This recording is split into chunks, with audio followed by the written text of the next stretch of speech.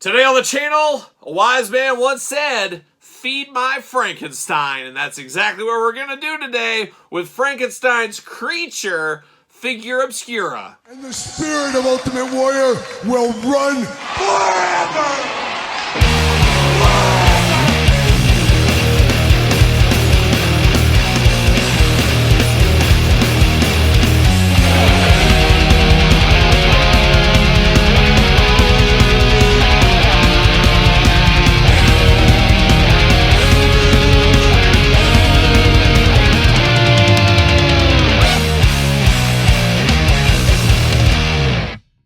Welcome everyone, Kyle here, and welcome back to the channel for another Frankenstein unboxing with a twist, as this time we got the Figura Obscura version of Frankenstein's creature. But for all your Mythic Legion needs and a whole lot more, hit up jaystoysandgames.com. Use discount code Kyle, save yourself 15%, yes, 15% in all in-stock items. Gotta get a deal over there, and I believe they got this bad boy in stock, 15% off.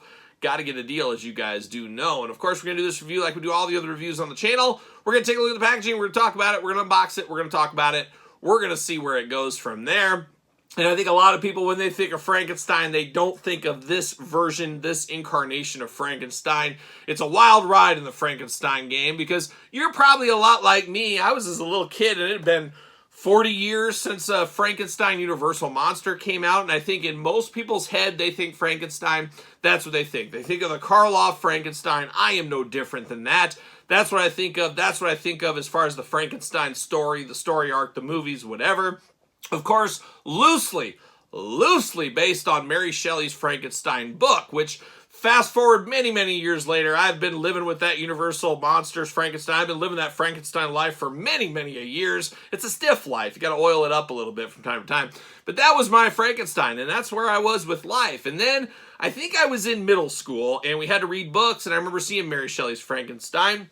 And at that same time, there was a new Frankenstein movie out. And I want to say it was like on TNT, or it was like a special TV event, like a mini-series. I'm like, wow, there's going to be like 3 days of Frankenstein, a long movie. This is going to be great. And it was an entirely different story than the Universal Monsters Frankenstein. Yeah, there was a Frankenstein's creature, but it was a different story. There was a lot more story to it as well, which isn't always a good thing when you're a kid, like wanting to get to the action. Don't bore us, get us to the chorus, that kind of thing. But I remember reading the book at the same time, and let me tell you, it was painful. I know it's sacrilegious to so many people, but it was very old-timey, and that's what happens. It was read in the old-timey days, or written in the old-timey days. You got to have a little bit of gumption to get through a book like that. But I remember going through it. I probably skipped a page or two along the way, but I remember watching that movie, and I remember thinking, Robert De Niro is Frankenstein. Oh, this is going to be good. So they should have brought Fred Gwynne in for the Munsters. He was still kicking at that time.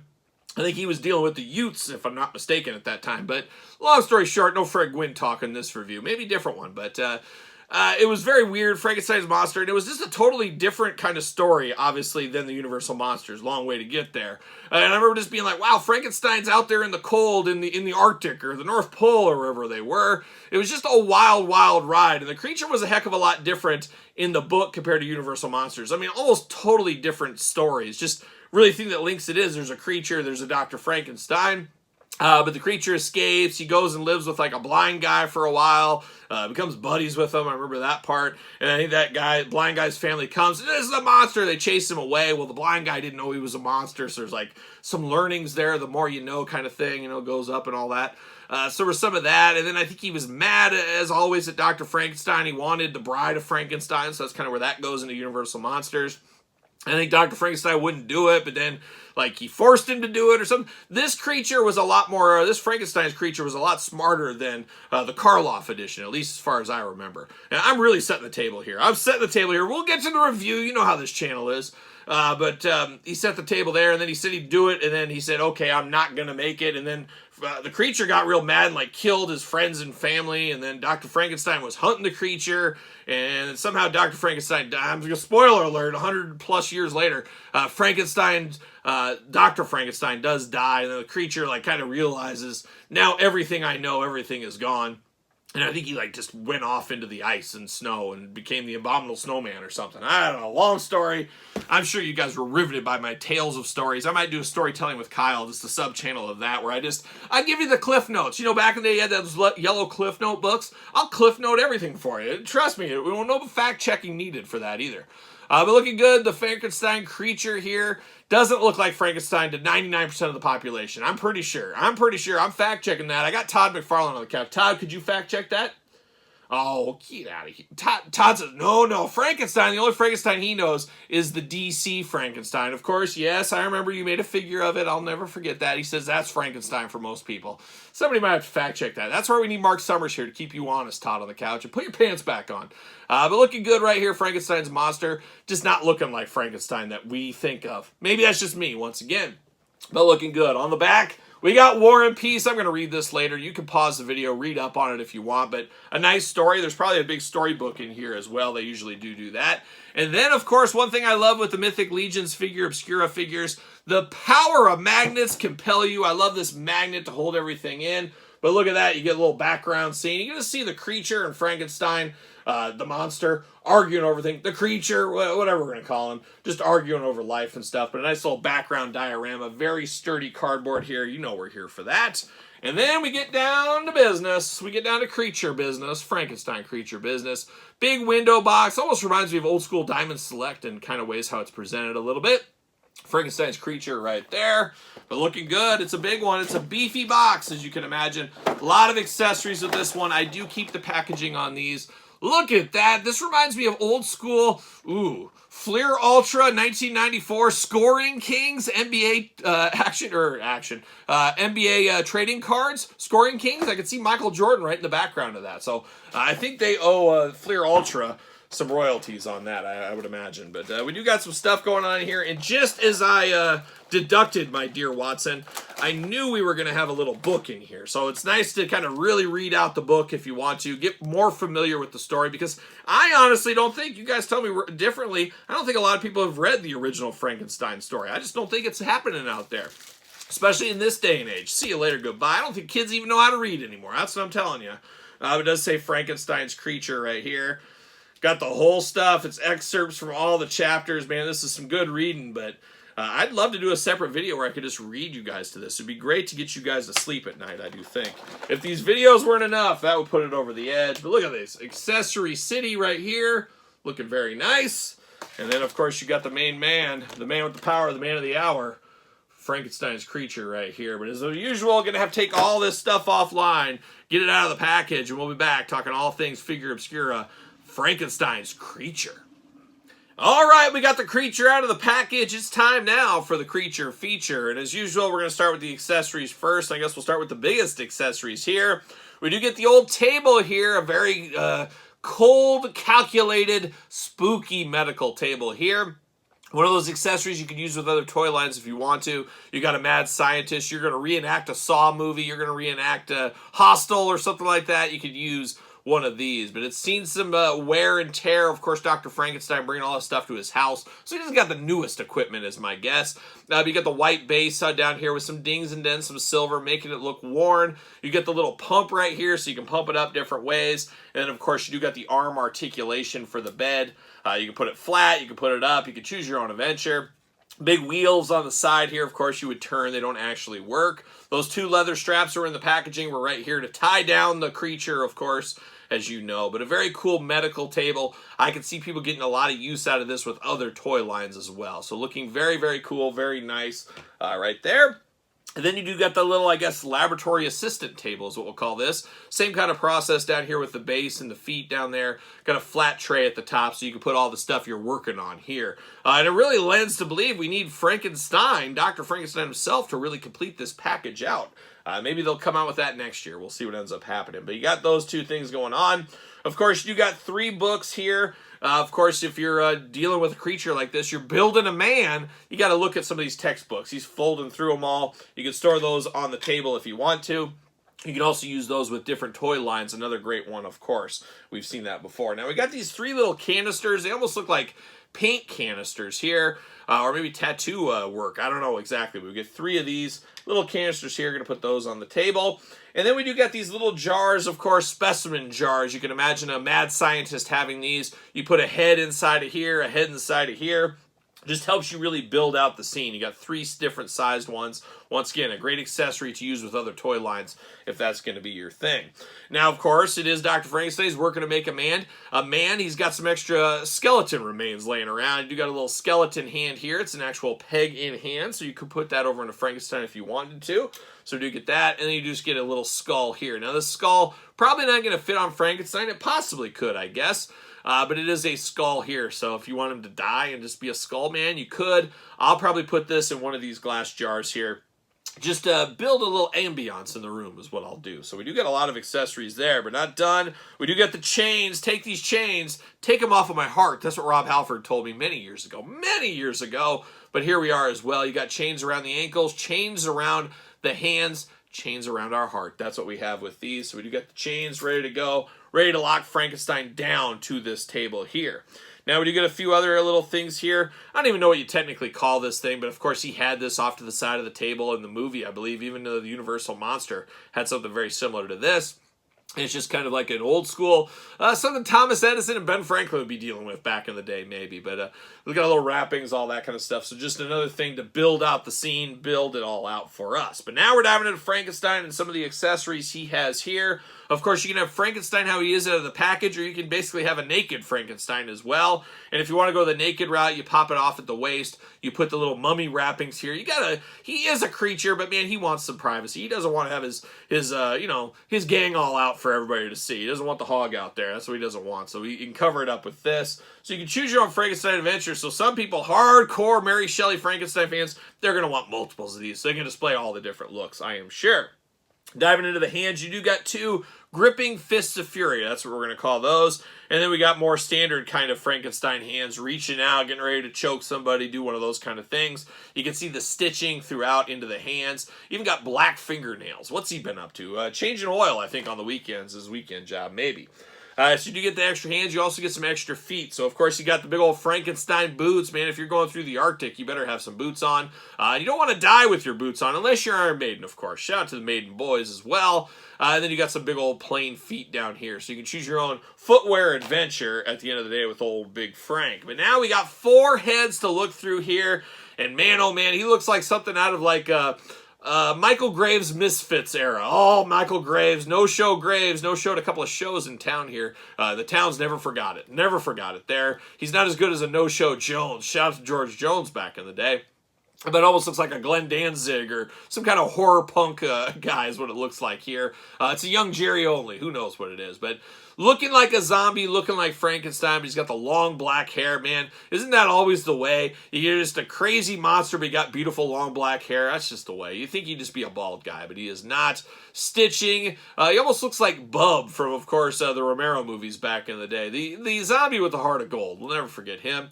Black lipstick going on, confused face. He's got 2 eyes, 2 ears, a nose, and a mouth, so he could trick some people to thinking he's human, but he's straight up a monster, or in this instance, a creature here. But I do like this head sculpt. I'm probably going to display this head sculpt, but it goes back to that movie in the 90s with Robert De Niro. I was just like, what? He's got long hair? This isn't my Frankenstein. Even if this version technically came first, it does always feel strange there. But now we get 3 different heads here.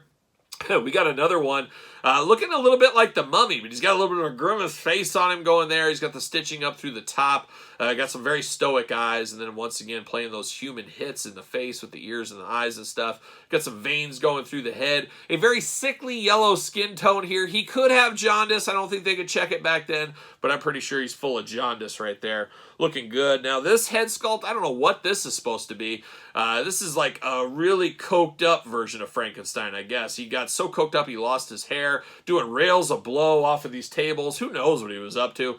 But his eyes are just huge, but glossed over. Got the teeth showing, the chompers. Got some age spots, kind of decaying. Almost on his way to go full skeleton. You never want to go full skeleton if you don't want to have to, because You go full skeleton, guess what? There's no coming back. But it looks like it's a progression here. So I guess a dying Frankenstein if you want to, or that's one of those heads you could stick in one of these jars. That's probably what I'll end up doing with that one. And then the last bit of Frankenstein business right here, he's got those big old mad teeth, a very angry looking Frankenstein here. This is where he's after Dr. Frankenstein. He says, you make me the bride, you get me going. And then they have the battle of all battles. And then it goes to the Arctic, and the rest is truly history. Those captains find Frankenstein, Dr. Frankenstein tells them their tale, and they, you know the story. Or if you don't, read it. How about that? There's a book in here. It'll tell you about it. But now we're diving into the old creature here. It's a creature feature if there ever was one. First thing you notice is that body's got all the stitching up and down, man, surgery after surgery. But even all these surgeries, even all these stitches in his chest, he didn't give up. He still put in the 2-a-day workouts. He's ripped, he's shredded, he's got the 8-pack going on. He didn't let something like all these surgery scars and stitches and staples hold him back. Nope, he was still doing those ab workouts every morning. He was eating that boiled chicken. He was eating his oats for carbs, to slamming the protein drinks. We know how he was doing it. Eating egg whites in the middle of the night. But man, oh man, Frankenstein creature shredded up right here. Got veins all over the place. Looking pretty good. A guy that works out. There's no doubt about it. Looking very nice. Now, he just got the big fur-lined jacket going on. Stitched and stuff. Just like him, he's stitched up in the jacket department too. They couldn't even get him a new coat. They took him to the Goodwill, Salvation Army, and many other ones of these. And they bought different coats and they stitched them together. I think that's how the story went. Todd McFarlane, feel free to fact check that for me if you could. But looking good in this coat here. Very old-timey, but very cool. Very heavy metal, I will say that. But then, getting down to the pants, it looks like he's just got a potato sacks in black that were kind of put together. Torn, tattered, and ripped. And then he's got the old school, old fishing belt is what that is. Got the rope belt. And I've told it before, there was a kid at my school in elementary that wore that rope belt, man. He had some tough days on the old playground. What are you doing wearing a rope belt? Oh, kids are cruel back then. I was always a good kid. I didn't pick on these kids, but I did get in fights. I defended myself. If somebody wanted to mess with me, pow! Right in the nose. That's what would happen. I give him the old bada bang bang. The old Boss Rutan before Boss Rutan was doing it. He might have got it from me. I'm not sure. But the old playground, a dangerous place, especially if you got a rope belt. But it looks like Frankenstein's creature could protect himself on that schoolyard if he needed to. I'm pretty sure. I think kids might even run away. You never know. But he's got those big old Frankenstein-esque boots down here. That's what I think of with Frankenstein, of course, Boris Karloff version. I might go barefoot on this one. I might get a wild hair. He might be a barefoot Frankenstein for me. But looking good. But besides that, not a lot to it. But a guy like this, as gruesome as he looks with all the extra heads, there's not a lot more needed for something like this. Now, I will say his arm does go all the way around for us. You do get a single jointed elbow plus side to side. Very smooth joints on this. Sometimes you got to heat them up. This one, very smooth. Hands back and forth, side to side. Head back and forth, side to side. Head removable, of course. I wanted to see if that skull would fit on here. I don't think it will. No, it won't. It's too small inside of here to fit. So we're not going to be able to use that there, but we could pop one of these other heads on just for the heck of it. Why wouldn't we? Oh my gosh, maybe not. Got to heat the heads up a little bit to make sure you got easily poppability on these. Poppability, is it a word? Well, guess what? It is now. But that head fits very fine on there. Those will too, with just a little bit of heat, as we know. But you do get the hula hoop at the waist, of course, like we're used to. No upper ab crunch on that, but you do get the legs that go up.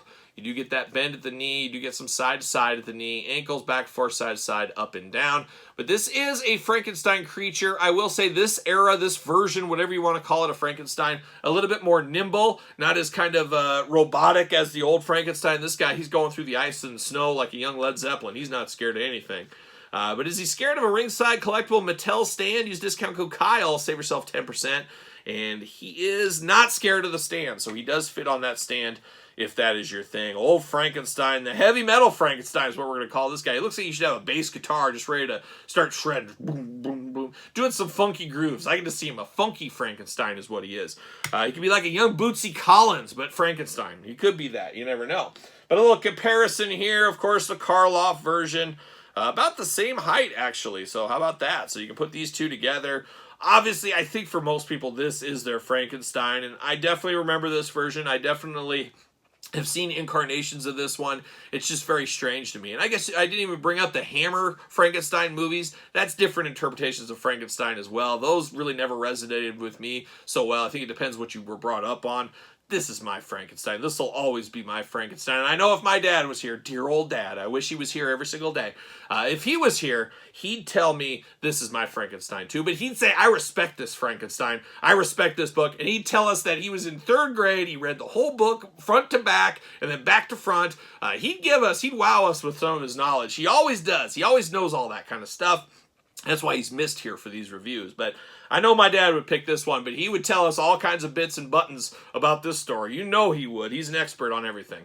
But looking good, and I wanted to bring out one of those new skeletons, of course, Mythic Legions. And I should promote a little bit. Every single Monday on Kyle Peterson 2.0, we do a new Mythic Legions unboxing. Finally getting through all my Mythic Legions. We're doing Mythic Mondays. I'm learning along with everybody else. I like cool figures, not so into the stories, but we're learning along the way. So check out Kyle Peterson 2.0. Subscribe to that channel if you want a different Mythic Legions unboxing every single Monday. But look at that size difference there between that skeleton. You'd have this skeleton just on one of these tables, another thing they're working on or something like that. But that is a heck of a difference between these two. A big, beefy figure in the Figura Obscura line is what we'll call this one here. But a lot of fun, a lot of playability, a lot of mix and matching with this one. And I could see people using this as Frankenstein, but they could also be using this in their Mythic Legions, Cosmic Legions universe for a different character, using the part swaps, all that kind of stuff. There's just a lot of meat on the bone for this one. It's fun for the Halloween season, of course. There's just a lot of goodness, greatness about this Frankenstein figure. And I'd say, hey, pick it up. Why wouldn't you? Pick it up. Very cool. Jay's Toys and Games and other retailers as well. But a good Frankenstein. It's not this Frankenstein. It's a different incarnation, but very cool. Something different. We're here for that all day long. And twice on Halloween. Yes, twice on Halloween. But there it is. The Frankenstein's creature, Figura Obscura. What are your guys' thoughts? Pick up, pass, long game, no game. I'm not so sure game. Let me know in the comments down below. Of course, you made it this far. Don't forget to like the video. Don't forget to subscribe to the channel. Turn on the old notification bells. We got videos every single day, including Kyle Peterson 2.0, my second YouTube channel. As I said, Mythic Mondays, every single Monday, a new Mythic Legion figure. You don't want to miss that. Of course, check out the Patreon for early access to videos like this and everything else under the sun over there. ProWrestlingTees.com, search Kyle Peterson. Pick up my book on Amazon, Barnes & Noble, and now on Kindle, The Complete Guide to the WWE Jakks Classic Superstar Series. Hit me up, follow along on social media. SirPaul64 on the X, _Kyle_Peterson on Threads, and on Instagram. So for Frankenstein's creature, I'm Kyle. See you guys all real soon.